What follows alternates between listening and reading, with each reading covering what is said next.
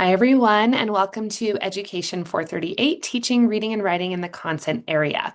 This is day 4, and I am filming this video for you to serve as sort of a review and a recap of all of the many topics that we have covered so far.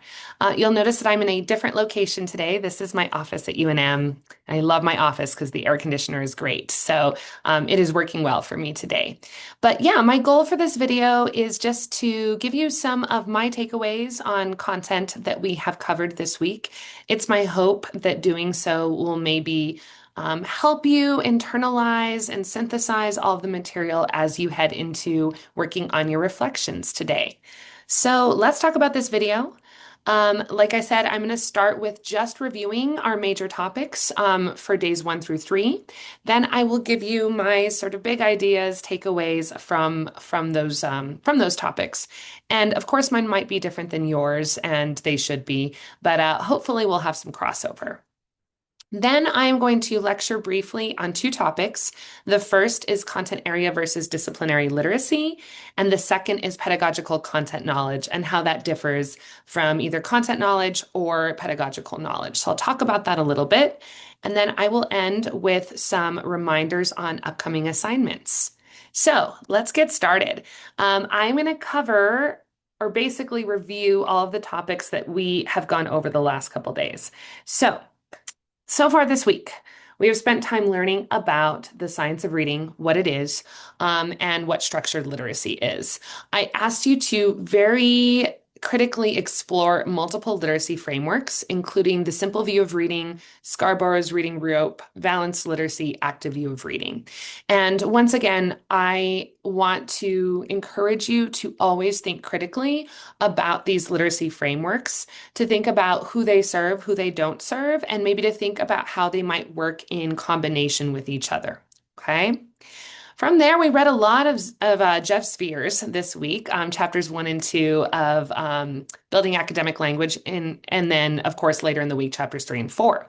So Spears is really big on academic language, building that fluency in our students through explicit instruction. We also started work with some chapters that I copied for you out of Getting to the Core of Literacy. And this book is really great at connecting content literacy to the Common Core state standards and giving us explicit examples of what that looks like. We had a brief overview of the Yazzie Martinez versus State of New Mexico ruling.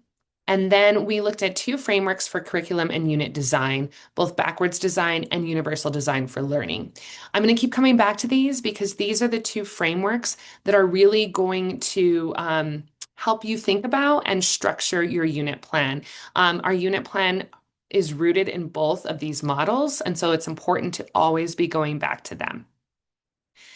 Yeah, the chapter of Spears with all the linguistic terms was, it required some heavy lifting on my part because I get distracted when there's too much terminology. But what Spears is really focusing on here are the functions and features of academic language in the classroom.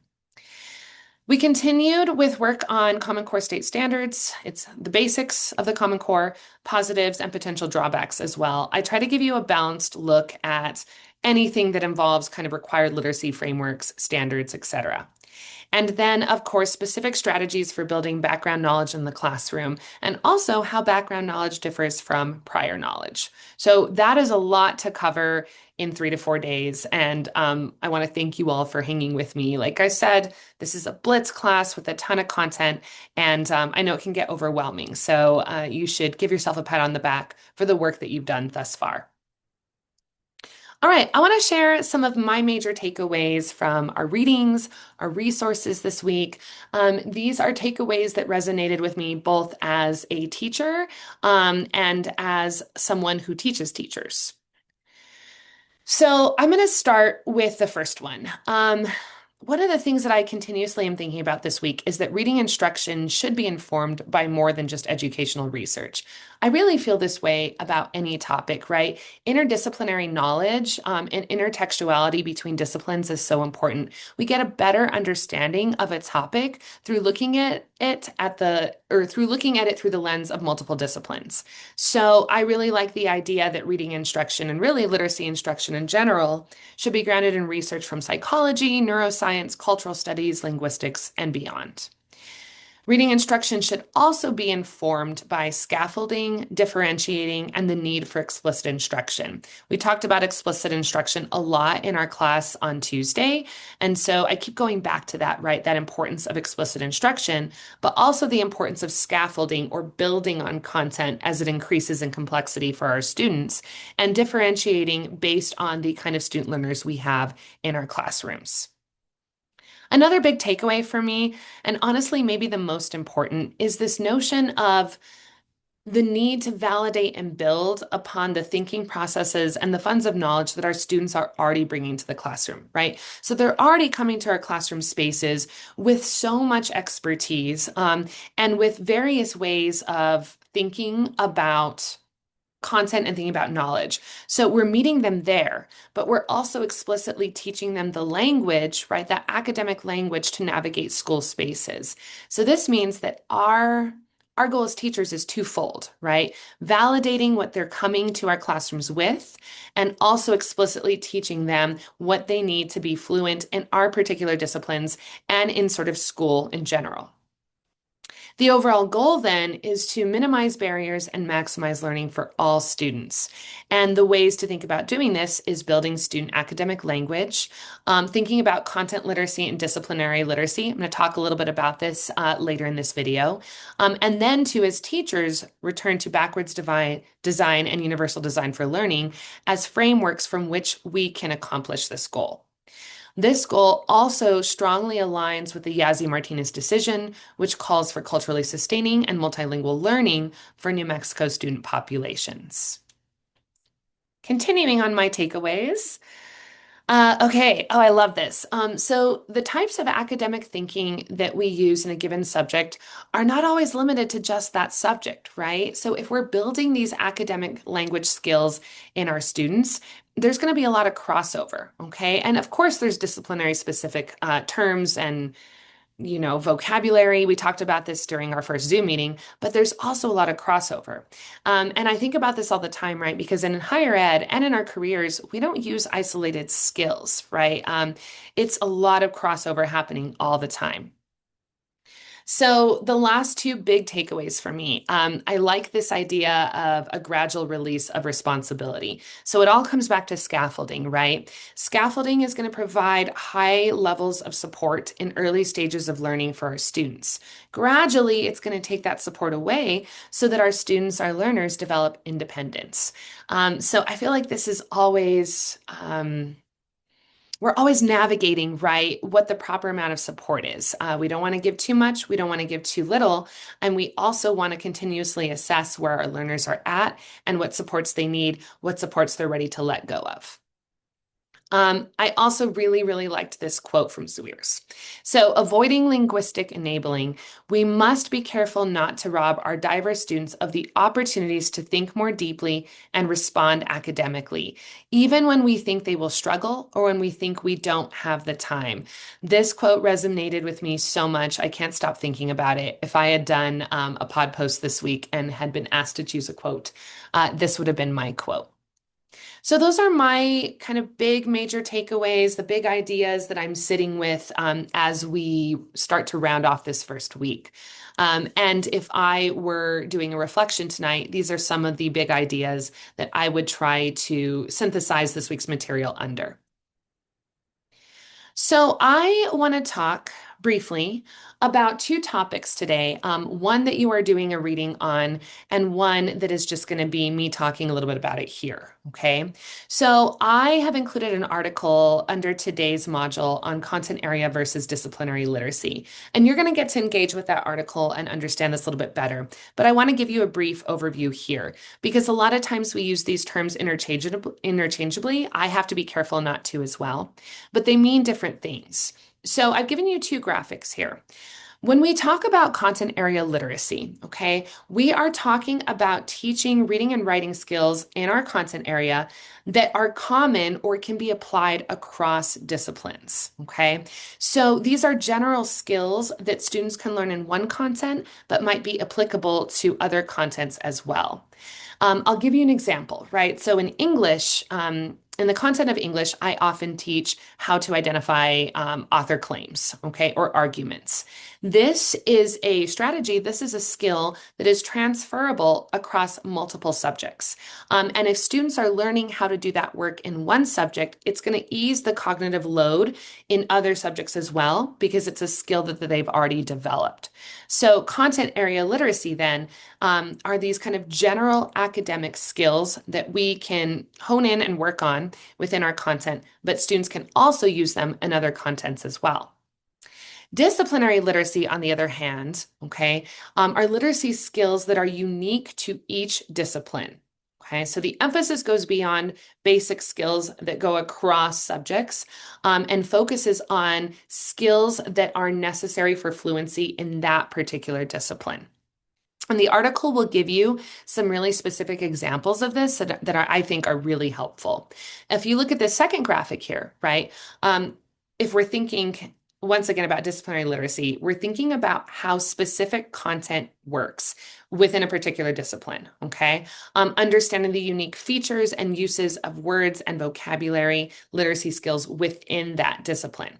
Content area literacy, on the other hand, is this sort of broad use of general skills that help with critical thinking and literacy across contents, right? And that help students engage with the learning experience. And if you look at the middle of this lovely Venn diagram, right, both do involve an understanding or comprehension of how to navigate topics under study. So you can learn more about content area versus disciplinary literacy in the article that I've shared today. That's kind of a brief overview. And the last thing that I want to talk about before reminders is something called pedagogical content knowledge. And I'm going to bring this up again and again and again. So I asked you the question here, what is it? So oftentimes we know what content knowledge is, we know what pedagogical knowledge is, and then this is the sweet spot in between. So let's talk through it really briefly. When we talk about content knowledge, we talk about or we refer to a teacher's mastery of the subject matter they're teaching. So it's going to encompass the depth and breadth of knowledge about a particular discipline or content area. So, for example, I would consider myself to have very strong content knowledge in English language arts, in history, and in dance-based pedagogies. Okay, so those are sort of my content expertise.